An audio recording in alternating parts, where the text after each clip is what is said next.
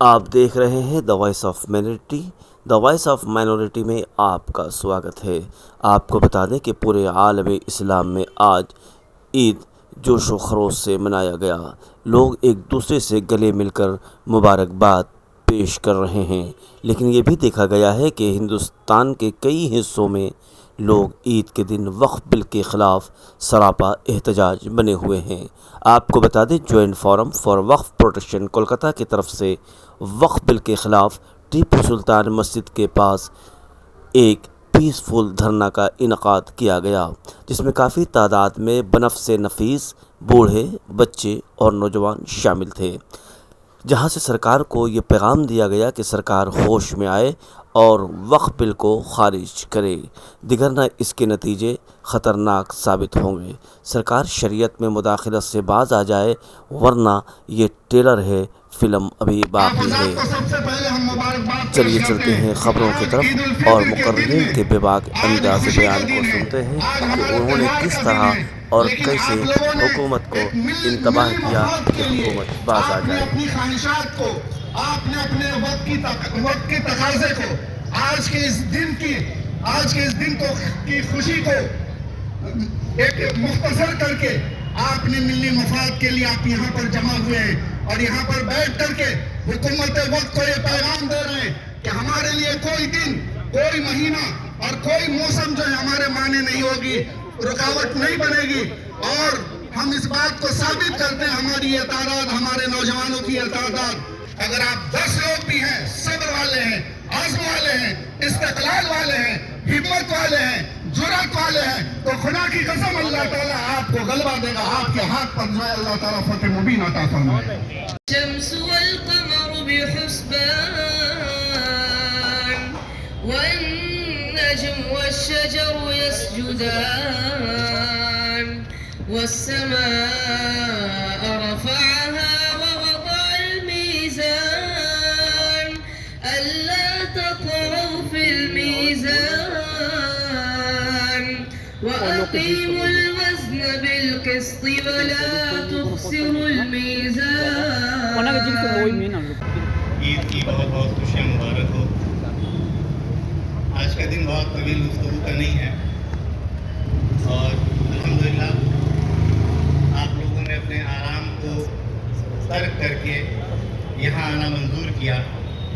یہاں نہیں دیکھے تو میرے دوستوں، میرے بھائیوں، میرے بزرگوں، میرے عزیزوں، بتاؤ تو صحیح کہ اللہ کے گھر آج جو مدارس ہیں، جو مساجد ہیں، جو خانقاہ ہے، جو قبرستان ہے، جو عیدگاہ ہے، اس پہ سرکار کی بری نظر اور للچائی ہوئی نظروں سے دیکھ رہے ہیں. وہ اس کو غلط کرنے کی کوشش کر رہے ہیں، وہ ہم سے چھین لینے کی کوشش کر رہے ہیں. لیکن مسلمان عید کے روز یہ بتا دینا چاہتے ہیں کہ آپ نے اگر ہمارے طرف آنکھ اٹھا کر بھی دیکھا تو آپ کی آنکھ پھوڑ دیا جائے گا.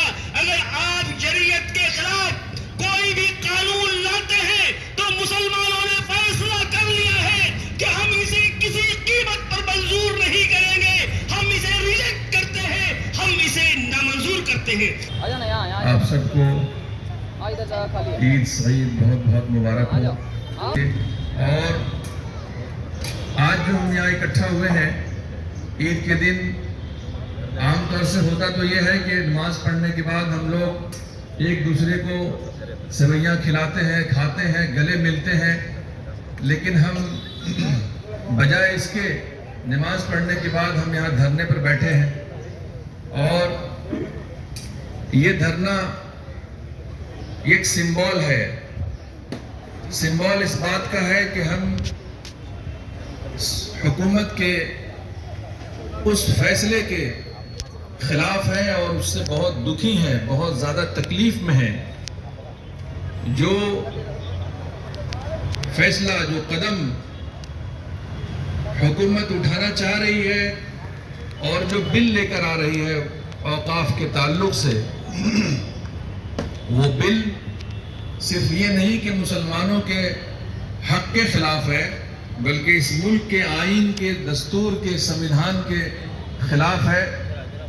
یہ بل، اس کے اندر جو پراودھان ہے وہ آئین کے फंडामेंटल राइट्स जो दिए हुए हैं उसके खिलाफ है, आर्टिकल 14 के खिलाफ है, 15 के खिलाफ है, 25, 26, 29 इन तमाम फंडामेंटल राइट्स देने वाले जो आर्टिकल्स हैं उन सारे आर्टिकल को तोड़कर ये बिल बनाया गया है।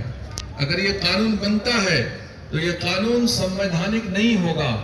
आर्टिकल 13B ये कहता है कि सरकार जब कोई ऐसा कानून बनाए जो फंडामेंटल राइट्स का वायलेशन करता हो तो वो कानून नल एंड वॉइड होगा।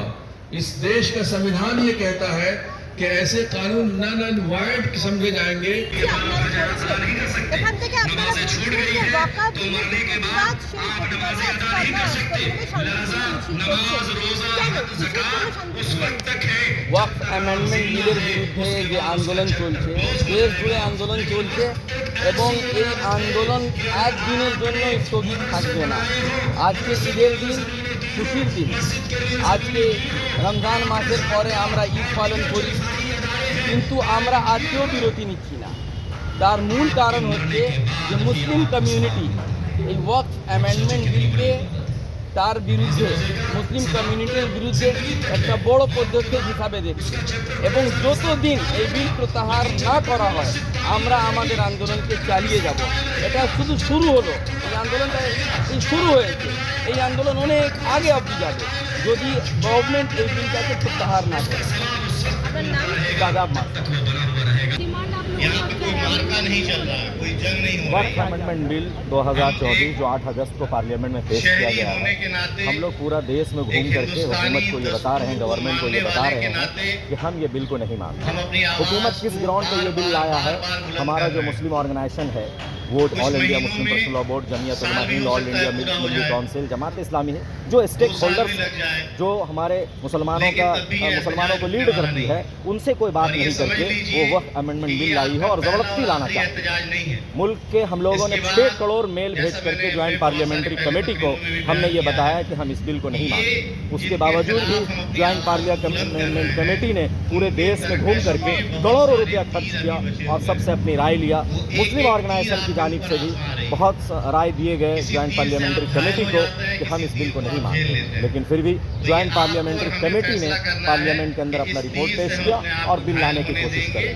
हम हुकूमत से, सेंट्रल गवर्नमेंट से ये डिमांड करते हैं कि आप इस बिल को बातिल करें, वरना ये NRC CA से बड़ा आंदोलन होगा। पूरे शहर में सैकड़ों नहीं हज़ारों शाहीन बाग बन जाएंगे। आपको ये अंदाज़ा नहीं है कि मुसलमानों की प्रॉपर्टी है ये हमारा धार्मिक मामला है।